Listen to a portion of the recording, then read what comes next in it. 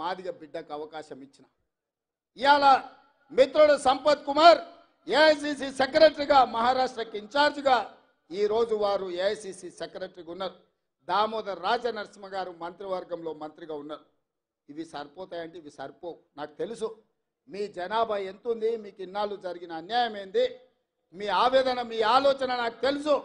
అందుకే రేపు రాబోయే రోజుల్లో పార్టీ తీసుకోబోయే నిర్ణయాలలో పార్టీ నియామకాలలో మాదిగ బిడ్డలకు న్యాయం చేసి మీకు సముచితమైన స్థానం కల్పించే బాధ్యత కాంగ్రెస్ పార్టీ తీసుకుంటుంది. మల్లికార్జున్ ఖర్గే గారు తీసుకుంటారు. సోనియామ్మను ఒప్పించి మెప్పించి వర్గీకరణను పార్లమెంట్లో చట్టం చేసే బాధ్యత ఇవాళ కాంగ్రెస్ పార్టీ తీసుకుంటుందని చెప్పి మాదిగ సోదరులకు నేను చెప్పదలుచుకున్నా.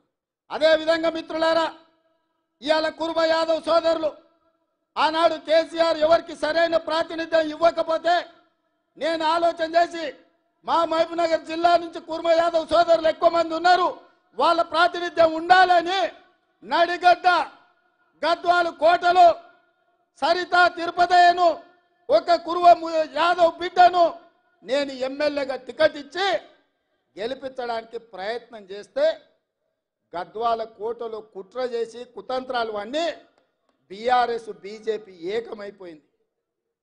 ఆనాడు చీకటి ఒప్పందం చేసుకొని అప్పటి వరకు తగాదాలు ఉన్నాయి మాకు, మా ఇంటి మీద కాకి ఇంటి మీద బాలదు అని చెప్పిన వాళ్ళు ఇవాళ మామ అల్లుళ్ళు ఒక్కటైపోయి కుమ్ముక్కు రాజకీయాలు వేసి ఒక సరితను ఒక ఆడబిడ్డను ఒక కుర్మ యాదవ్ ఆడబిడ్డను మామ అల్లుళ్ళు ఏకమై అర్నమ్మ నాయకత్వంలో బీజేపీ ఓట్లని బీఆర్ఎస్ కేసి 5,000 ఓట్ల తక్కువ మెజార్టీతోని ఇవాళ ఆడబిడ్డను ఓడగొట్టారు. నిజంగానే సరితమ్మ గెలిచినుంటే ఇవాళ మంత్రివర్గంలో మంత్రి అయ్యేది యాదవ్ సోదరులారా. కేసీఆర్ మంత్రివర్గంలో మహిళలకు స్థానం లేకుండే మన మంత్రివర్గంలో సీతక్కకు ఆదివాసి బిడ్డకు కొండా సురేఖ ఒక బలహీన వర్గాల బిడ్డకి ఇచ్చినాం. సరితమ్మ గెలిచినుంటే ఇవాళ మన మంత్రివర్గంలో మంత్రి అయ్యి ఉండేది. అంటే ఎన్నికలు వచ్చినప్పుడు పేదోళ్ళని గెలవాల్సినప్పుడు పేదలకు న్యాయం చేయాలని కాంగ్రెస్ అనుకున్నప్పుడు బంగ్లా రాజకీయాలు కుమ్ముక్కు రాజకీయాలు అర్నమ్మ దివాలకు రాజకీయాలు ఎట్లుంటాయో ఇవాళ కుర్మ యాదవ్ సోదరులారా మీరు ఆలోచన చెయ్యండి.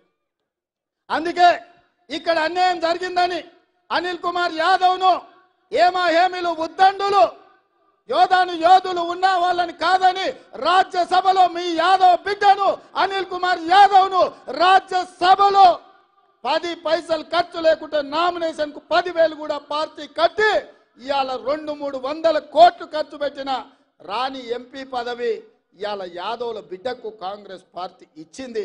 ఈ అన్ని జరిగినాయంటే ఒక రజక ఈర్లపల్లి శంకర్ ఎమ్మెల్యే అయిందన్నా, ఒక ముదిరాజు బిడ్డ శ్రీహరి ఎమ్మెల్యే అయిందన్నా, ఒక సరితమ్మకు యాదవ్ బిడ్డకు ఎమ్మెల్యే టికెట్ వచ్చిందన్నా, ఒక అనిల్ కుమార్ యాదవ్ ఇవాళ రాజ్యసభ సభ్యుడైందన్నా, ఒక మాదిగ బిడ్డ సంపత్ కుమార్ ఏఐసిసి సెక్రటరీ అయిందన్నా, మహబూబ్నగర్ పార్లమెంట్కి ఇన్ఛార్జిగా ఇవాళ నేను ఎక్కడ నాయకత్వం వహిస్తున్నానో అక్కడ నాయకుడిగా ఇవాళ నాయకత్వం వహిస్తున్నాడంటే ఇవన్నీ సామాజిక వర్గాలకు కాంగ్రెస్ పార్టీ న్యాయం చేయాలని ఆలోచన చేసింది కాబట్టి ఇవన్నీ జరిగినాయి సోదరులారా.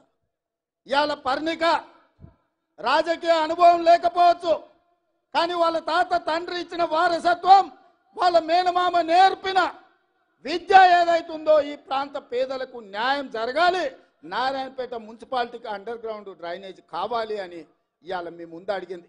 నేను మీకు మాట ఇస్తున్నా, తప్పకుండా నారాయణపేట మున్సిపాలిటీకి అండర్ గ్రౌండ్ డ్రైనేజ్ ఇచ్చే బాధ్యత నాది. ఈ ప్రాంత అభివృద్ధి కోసం నిధుల మంజూరు కోసం అండగా ఉండడానికి నేను బాధ్యత తీసుకుంటున్నాను మిత్రులారా, మీకు అందరికీ తెలియజేస్తున్నా. అదేవిధంగా మిత్రులారా, ఇవాళ అర్ణం అంటుంది మోడీని ప్రధాని చేయాలి, రేవంత్ రెడ్డిని ఓడగొట్టాలని. నేను అడుగుతున్నా, 10 ఏళ్ల నుంచి నరేంద్ర మోడీ ప్రధానమంత్రిగా ఉన్నాడు కదా, ఏ రోజైనా పాలమూరు రంగారెడ్డి ఎత్తిపోతల కోసం 10 పైసలు తెచ్చినవా? జాతీయ హోదా తీసుకొచ్చినవా? మా మాదిగ బిడ్డల ఏబిసిడి వర్గీకరణ కోసం ఏ రోజైనా ప్రధానమంత్రిని కలిసినవా? మా ముదిరాజు బిడ్డలు డి గ్రూప్ నుంచి ఏ గ్రూప్ మార్పించడానికి మీ నాయకుడు నరేంద్ర మోడీ దగ్గరికి ఎప్పుడన్నా మా వాళ్ళను తీసుకెళ్లినవా అని నేను అడుగుతున్నా. ఇవాళ మహబూబ్ నగర్ రాయచూర్ రోడ్డు ఎందుకు పడావు పడ్డది? దాని కాంట్రాక్టర్లు ఎవరు? ఆ నిధులకు దోపిడీకి పాల్పడ్డది ఎవరు అని నేను అడుగుతున్నా. ఎప్పుడైనా కృష్ణా వికారాబాద్ రైల్వే లైన్ గురించి నరేంద్ర మోడీని కలిసినవా? లేకపోతే మక్తల్ నారాయణపేట కొడంగల్ ఎత్తిపోతల పథకానికి జాతీయ నిధులు ఏమైనా తీసుకురావడానికి ప్రయత్నం చేసినవా? 10 ఏళ్ళు నరేంద్ర మోడీ ఉండి పాలమూరుని ఎండబెట్టి ఈ ప్రాంత రైతులు, ఈ ప్రాంత పేదలు లక్షలాదిగా వలసలిపోతుంటే ఒక్కరోజు పట్టించుకోలేదు. అయినా బీజేపీకి ఓటు అడుగుతున్నావు.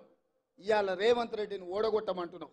నేను అడుగుతున్న మిత్రులారా, ఈడున్న యువకులను, తెలంగాణ రాష్ట్రం నలుమూల ఉన్న వాళ్ళని నేను ఆలోచన చేయమంటున్నా. 100 రోజుల్లో మీకందరికీ, ముఖ్యంగా ఆడబిడ్డలకు ఆర్టీసీలో ఉచిత బస్సు ప్రయాణం ఇచ్చినాం. ఇవాళ 35 కోట్ల మంది ఆడబిడ్డలు బస్సుల్లో ఉచితంగా ప్రయాణం చేసిండ్రు. ఇవాళ శ్రీశైలం నుంచి మొదలు పెడితే గుళ్ళు గోపురాలకు అన్నిటికీ అమ్మగారింటికి అత్తగారింటికి ఆడబిడ్డలు ఉచితంగా బస్సులో ప్రయాణం చేస్తారు. ఇవాళ ఆడబిడ్డలకు ఉచితంగా బస్సు ప్రయాణం ఇచ్చినందుకు రేవంత్ రెడ్డిని ఓడగొట్టాలనా నేను మిమ్మల్ని అడుగుతున్నా. ఇవాళ పేదవాడు ప్రభుత్వ దవాఖానకు పోతే చచ్చిపోతుంటే, ప్రైవేటు దవాఖానకు పోతే ఆస్తులు అమ్ముకొని, కిడ్నీలు అమ్ముకొని బిల్లులు కట్టే పరిస్థితి ఉంటే, పేదవాడి ఆరోగ్యాన్ని కాపాడడానికి రాజీవ్ ఆరోగ్యశ్రీ పథకం ద్వారా 10 లక్షల రూపాయలు ఉచితంగా పేదోళ్ళకి ఇచ్చిన 48 గంటల్లో కాంగ్రెస్ ప్రభుత్వాన్ని రేవంత్ రెడ్డిని ఓడగొట్టాలంటున్నాం. పేదోళ్ళని బతికించడానికి రాజీవ్ ఆరోగ్యశ్రీ తీసుకొచ్చినందుకు కాంగ్రెస్ పార్టీని ఓడగొట్టాలని నేను అడుగుతున్నా. ఇవాళ కట్టెల పొయ్యితో కన్నీళ్లు గార్చుకుంటూ ఆ పొగ ఊపిరితిత్తులకు పోయి క్యాన్సర్ వచ్చి చచ్చిపోతున్న ఆడబిడ్డలకు ఆనాడు 400 రూపాయలకే సోనియమ్మ సిలిండర్ ఇస్తే